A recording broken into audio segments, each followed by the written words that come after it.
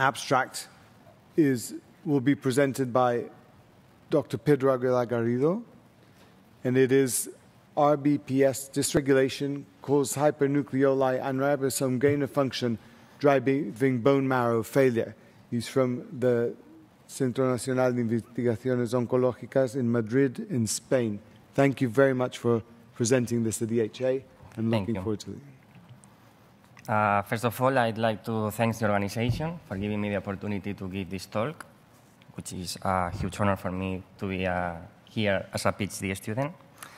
So I'm Pedro Aguilar-Garrido, and I'm working at the Hematological Malignancies Clinical Research Unit between the Spanish National Cancer Research Center and the Hospital 12 de Octubre in Madrid. So I'm going to talk a little bit about how RNA binding protein dysregulation could lead to a situation which is called bone marrow failure.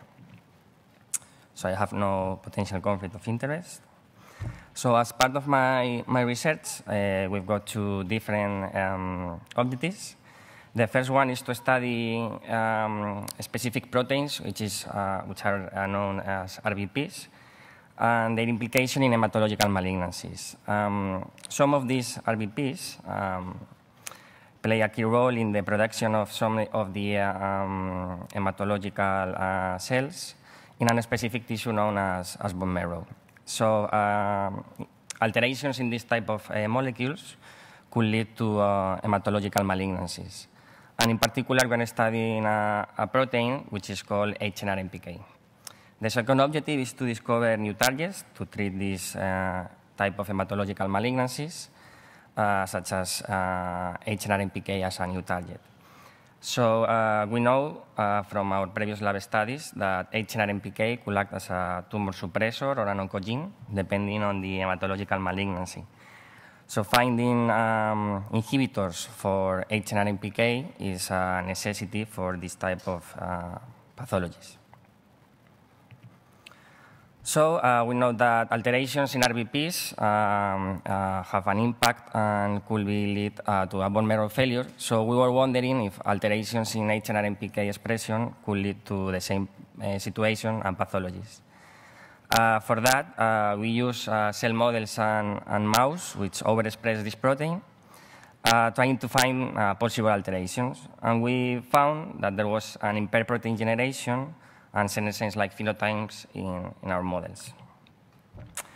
So what we found in our models, in cells, the overexpression of this protein leads to a situation which is called nuclear stress, which is generated by an impair in protein generation and in ribosome biogenesis, leading to a senescence-like phenotypes. And in mouse, we've seen that HNR-MPK upregulation leads to an accelerated aging. And apart from all of the signs of aging, the bone marrow of these animals is not working properly. So there's an exhaustion of blood stem cells, and all the cell lineages are not properly generated. So in conclusions, we hypothesize that the upregulation of this protein leads to nuclear stress, leads also to senescence-like phenotypes, and there's an increased protein production. So inside the cell, there's a lot of proteins which are not degraded well, leading to a toxic situation, which also contributes to generate this nuclear stress. These alterations are commonly found in some diseases, such as myelodysplastic syndromes, or pathologies of the ribosome, such as the rarely Diamond-Blackfan anemia or Schwarzman-Diamond syndrome. So that's everything. Thank you, everyone, for listening to me. I'll be happy to take any question. Thank you very much. It's very exciting to see novel pathophysiology pathways to explain our diseases. Are there any questions? Thank you. Annette Breinbill from BioWorld. Can you tell me a little bit about what this protein binds? So it binds RNA, but which RNAs? Yeah, this type of proteins binds RNA, DNA, and proteins, okay. And it functions like a stocking platform. So we know that it binds a lot of types of pre-mRNAs involved in all types of pathways, not only the ones that are alterated in these pathologies, but also a lot of functions of the cell. So it's basically a protein which translates mRNAs from the nucleus to the cytosol to be translated into proteins. So there's a lot of mRNAs involved in cell physiology.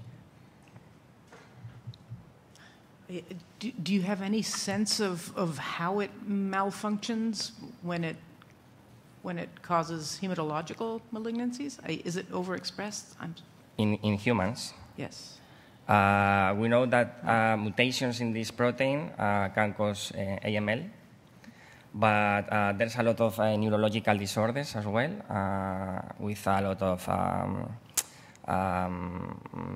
bone malformations and this type of pathologies, but there's not a protein that is really studied, so there is not a lot of information about this type of alterations in humans. Thank you. Thank you.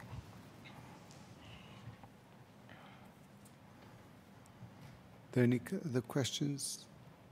Perhaps I could just ask you, because this seems like a very fundamental process in the cell. Do you know that if this, or will you be looking to see if this mechanism is present beyond bone marrow failure syndromes in other tumors or other diseases, including solid tumors? Do you know anything about that? Yeah, we know that this protein is involved in on another solid tumors. We know that depends on the alterations. It's related to poor prognosis or good prognosis, such as in pancreatic cancers. And we'd like to know what's happening in hematological malignancy, so that's the reason we are studying this protein. Great. Thank you very much. Very exciting. Thank you very much.